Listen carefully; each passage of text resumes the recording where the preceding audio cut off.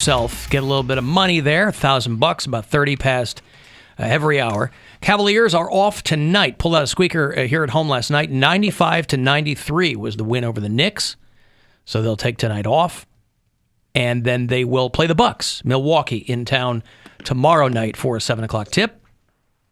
If you want to get all the pregame action, it'll start at 6:30. If you go to CLE Clothing Company, whether you're in one of their stores or whether you're online, make sure that you're using the promo code HOOPS. You got a few days left on that, all through the month of January. You can get 20% off with promo code HOOPS, and there's brand new stuff in the Buzzard collection. You go to clevelandclothing.com. There's that 90s classic Cavs Buzzard tee. So you can get it in stores, get it online. Just make sure you use the promo code either way. Hoops, and you get 20% off. Hey, Caleb. Hey, Alan, hit the show. What's going on, man? Hey, so I typically a podcast listener, and I crammed in the Friday and Monday podcast overnight last night, plowing snow. And so then tuning in today, basically I've rode this roller coaster with Mary in a much more condensed version, which for some reason has made it way funnier, unfortunately. I mean, it was like a total swing. I'm like, 2 hours ago, this was the greatest trip we've ever had, and now everything in California sucks. Yes, so, when I was in San Diego, and I was like, oh my God, I'm beachside. The crowds are amazing. Everything's so wonderful. Now I'm like, my career's trash. Everybody's horrible. It's a very compressed experience. But don't you relate to me Mary, on Friday when I was saying that, yes, you feel like you earned that condo, but we know there's going to be somebody staying in that condo that didn't earn it, and you have to agree with that now, right? Mm-hmm. I mean, this is just I've had this experience where almost in one day where I've been pretty up high, and then about 6 hours later was pretty convinced I was going to be murdered. So I feel like it's kind of a version of that where it's like, man, this is so great, and then just a swift kick right in the ball. So it was just scratching me where I itch. I hope the best. We're happy to keep you in Cleveland. So murdered. Did anybody notice he said murdered? He didn't go, things aren't going my way. Caleb was worried that he would be murdered. Yes. I was in Australia. I'll try to keep this brief. I went to Australia. I ended up in a museum just by chance with my dad. We were in a town called Wagga Wagga, and the only reason we stopped there is because we thought the name was funny. Walked into a museum that was had a traveling exhibit of air sickness, like vomit bags. Yeah. It had like 1,200 different vomit bags, and it was traveling all over the country. And coincidentally, my grandfather invented the air throat sickness bag. Your grandfather is that why your dad wanted to take you? No, we didn't know this existed. We happened upon it by accident in Australia. Yeah. Okay. And so in this exhibit, on the wall was a poster of my grandfather and the history of him inventing the bag that we just happened upon. Like, one in a million, right? Imagine saying, I was the inventor of the air sickness bag, because it's just a bag that they started carrying on. It's not a piece of machinery, right? It's literally air just travel was invented, and then the first few people were like, I don't feel so well. And then the guy hands them something to puke in instead of all over themselves, and he goes, look what I invented. I'm the inventor of the bag, the air sickness bag. Like most things, it started as something else. My grandma was getting mad that all the kids' school lunches were soaking through a paper bag, and so she wanted him to find a way to make the paper bag last. So he plastic lined the paper bag for school lunches and then realized that throwing up in it was better. Oh, I see. Right. So it was multi-purpose. It's like, well, we were making Viagra for heart conditions. It turns out it gives you boners, and we'll take your $6 billion because, right. Okay, yeah, I mean, well. I think, that's what's, the family history is. The throw it bag, the Viagra of puking. Yeah, but Caleb, did that end up being a lucrative thing for your family? You got that sweet puke money? I wish. So my grandfather, like anybody who is a brilliant mind, would invent things, start a company to make them, and then run it into the ground because he got bored and they'd go bankrupt and he'd go do it again. And he did that process about 4 times in his life. So he was the entrepreneurial sort, but he would get bored easily. Correct. Like anybody, he just ADD and forgot what he was doing and went and started all over again. Guys, I invented the puke suitcase for when the bag just isn't big enough and you're going to be traveling more than you thought. You vomit into the suitcase. It's like, hey, where are you guys going? I just think it's weird that those ladies... Thank you, Caleb. They didn't think to just give the kids drier lunches. I haven't gotten to the murder part, though. Oh, I'm sorry. Give me the murder part. Yeah. Yeah, so we're in Australia. We happened upon this, just no idea it was there. Literally, I'm 10,000 miles away from home, and I see my grandfather's face. Then we drive about 4 hours into the outback to stay at a farm of a friend that my dad knew. We were about 10 miles, I think, from the nearest person. Never met the guy before in our life, and he was driving us around this farm in his crappy old car, telling us all of the people that had died on this property and where they were buried. And we were pretty convinced that he was taking us to dig our own graves. Aussie Mayday, I just want to let you know the soil is a little bit lighter over here if you want to grab your shovel. Oh, no, we're just digging for treasure. Digging for treasure. It was to the point that I mean, there was no address. There was no, we were so far in the outback, there's no identifying marks for anything. You just had to know where it was, that I was able to get an email off when I went into town, and my wife still has it because I sent her this super detailed email of where we were in case we never came back. Yeah, women do that in Ubers.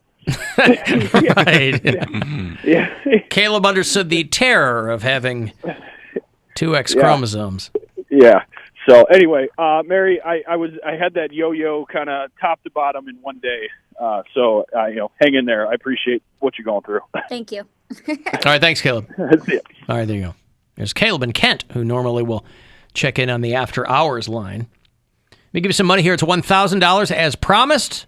A chance to go fund yourself. So listen closely and good luck. The Buzzard wants you to go fund yourself and score $1,000. Enter the nationwide keyword HOPE at WMMS.com. That's HOPE. Enter it now at WMMS.com. And good luck from Buzzard Radio. This isn't murdered, but I do like this story because I just like the visual of it. Lewiston, Maine. I don't think we have any bureau chiefs in Lewiston, Maine. 2 guys working for the Public Works Department. They'd been sanding sidewalks. Pretty mundane work. These guys just happened to be out there when a guy stumbled toward them carrying his own severed arm. Ooh. And they applied a tourniquet quickly. And the people at the hospital said if those 2 dudes hadn't been there, this guy would have been out of luck. His guardian angels. Sure. Anywho, they said that he was injured in a workplace accident at a nearby market. This guy is a badass.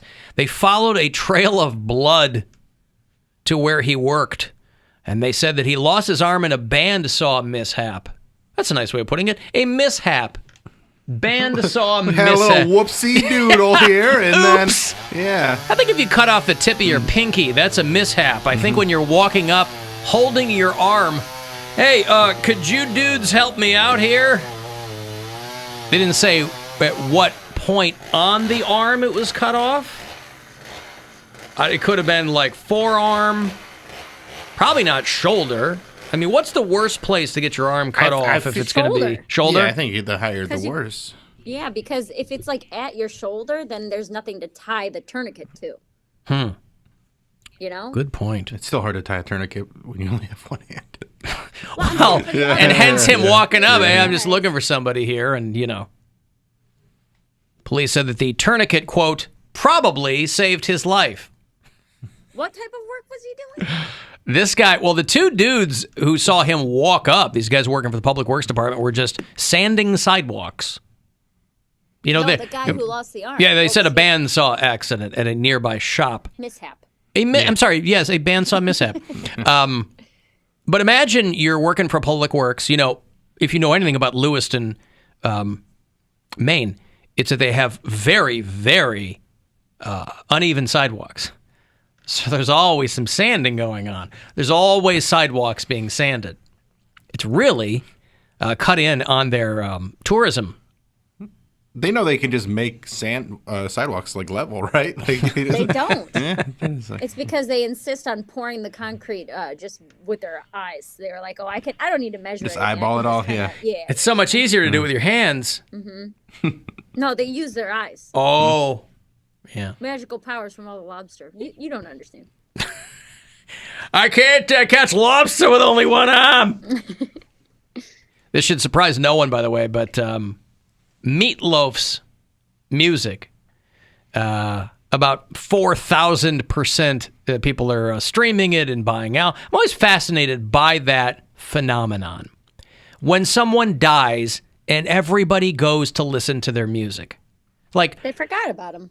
yeah, but, you listen and you go, like, Meatloaf, if you like him or not.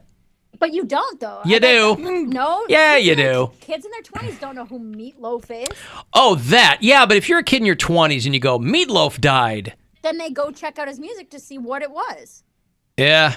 If it's like all over Twitter and you're like, who the hell is Meatloaf? And then you go stream a couple songs, you're like, all right. There's that, and then there's people that are they haven't maybe indulged in meatloaf in a while, and they're like, I'm gonna have myself a little meatloaf night. Indulged in meatloaf. I listened to some meatloaf on Friday. Wow. When I was driving back you from are a patient Lorraine. person. But you like meatloaf. I like meatloaf. Yeah. The Queen's Guard at Buckingham Palace paid tribute with a rendition of I'd do anything for love, but I won't do that.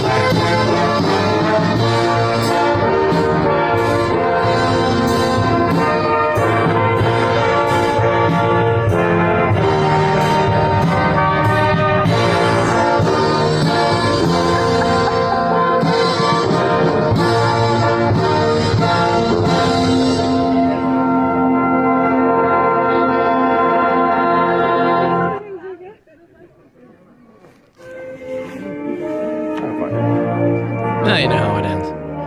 But his streams have gone up 4,600%. That's a lot. His album sales have jumped by 18,000%. And they said that it could put Bat Out of Hell back on the top 10 in the Billboard 100. You know what I forgot? A handful of people reminded me. I forgot that Todd Rundgren produced that album. Yeah. Todd Rundgren, who is coming through with Daryl Hall, and famously was just inducted into the Rock and Roll Hall of Fame, but wanted zero to do with it. And released by Cleveland International Records. That's right. It was like they sold it to Epic or something. I don't know. It was, yeah.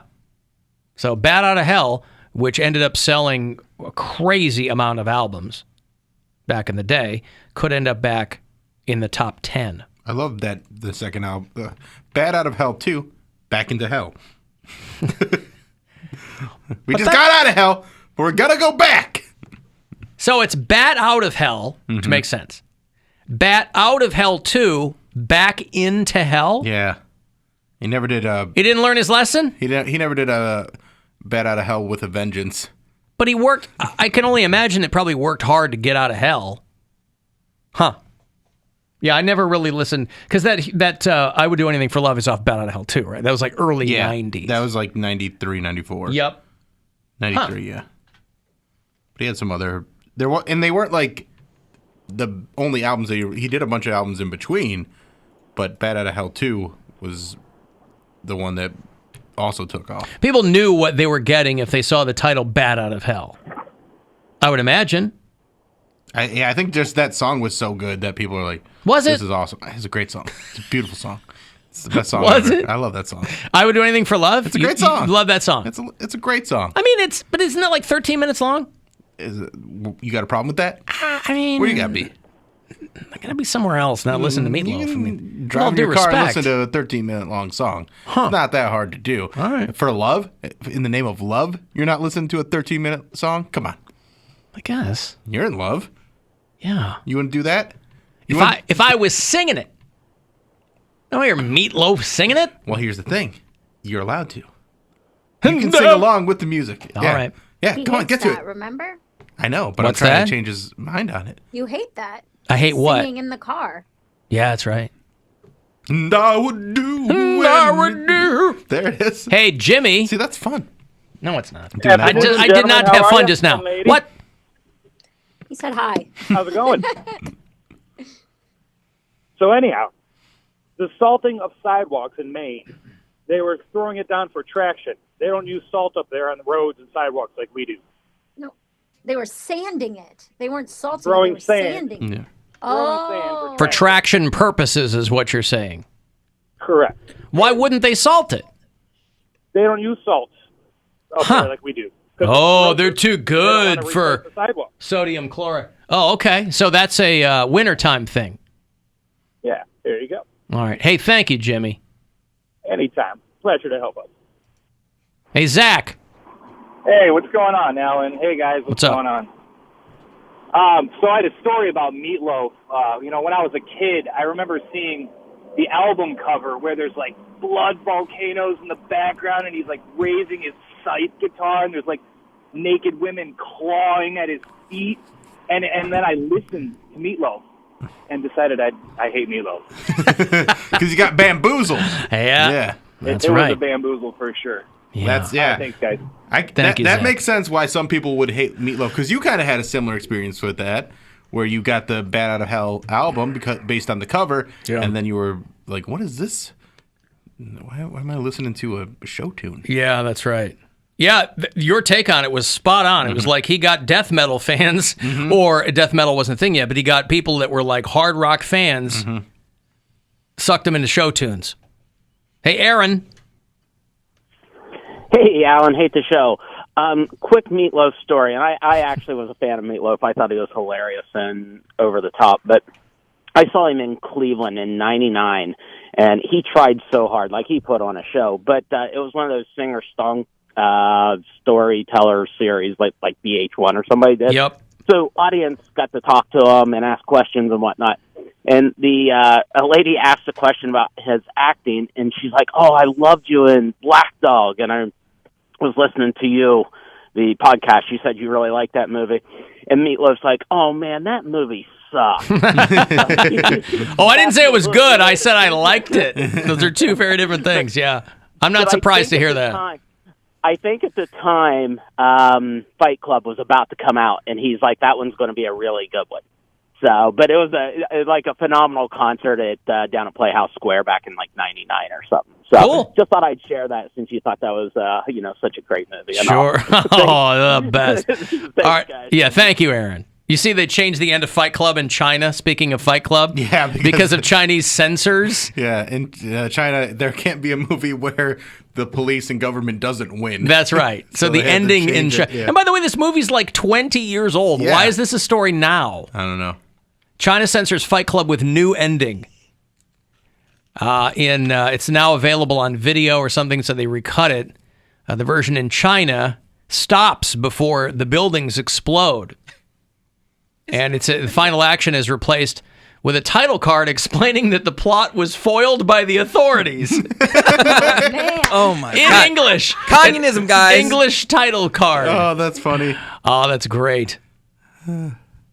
And Tyler Durden was never heard from again as he was incarcerated Project- for the remainder of his life. Project Mayhem was stopped by the cops. That's right. So don't try and emulate this man. Don't get any ideas here. If you have an imaginary friend that's trying to get you to do all kinds of hinky stuff, just make sure that you don't do it in China. Hey, Phil. Hey, how's it going? Phil, how are you? I'm doing pretty well. Hate the show. Thank you, sir. Y'all keep it up. But I want to change the topic here a little bit. Got a few friends in a conversation right now debating what the best scary movie is, and I can't remember the last time a scary movie actually blew my socks off. We're getting a lot of Hannibal Lecter stuff up in here, Sinister, stuff like that, but I want your guys' opinion. What really blows you away? Cinderella. She took mine. For me, it's stuff that can actually happen, like the ghost stuff or like the devil stuff. The possession stuff. That doesn't mean anything to me, but a movie like The Strangers, that one gets me. Like, cause that gets my girlfriend too. yeah, that's a good movie. That's a scary movie. I would say mine would be Strangers, but even then, going back to like a classic like Halloween, which I have only recently watched, but I like how it's just a classic slasher movie, and I mean it created a whole genre basically. No doubt. All right. Hey, thanks, guys. There you go, Phil. All right, there you go. Your mother's in here with his cash. Would you like to leave a message? I see that she gets it. If that's true, then you must know my mother's maiden name. What is it? Gross! Alan, And then Caleb's grandfather swept in with a bag. You don't have some obscure Japanese movie that you want to call the Well, I didn't want to bore. I didn't want to Yeah. bore Aaron, but I said if you're going to pick my brain, it's going to be a foreign horror movie. Yeah. There's nothing this side of the aisle that's really doing what they're doing overseas. It just isn't. But you don't have anything that's like the horror movie that got you into horror that you kind of. Oh, as a kid, I watched all those splatter movies and things like that. Yeah, I mean, so- the two that I remember watching as a kid that made me continually crap myself for months were The Exorcist and the Amityville Horror, the original Jimmy Brolin Amityville Horror. Those two movies, and they were on network television, and they scared the piss out of me. So, because I was way too young for my watching parents those, to yeah. let. Yeah. Because you were a little Sally. She's really going after this mean Mary I mean, I image. was a little Sally. That's what they called me. Little Sally over there. Little Sally, do you want more popcorn? Oh, little Sally's afraid of the devil. I'm scared about possession. There's black blood coming out of the toilet, Sally. I got to take a break. If you want to text for anything, 35192. You can listen on the iHeartRadio app wherever you are. The Alan Cox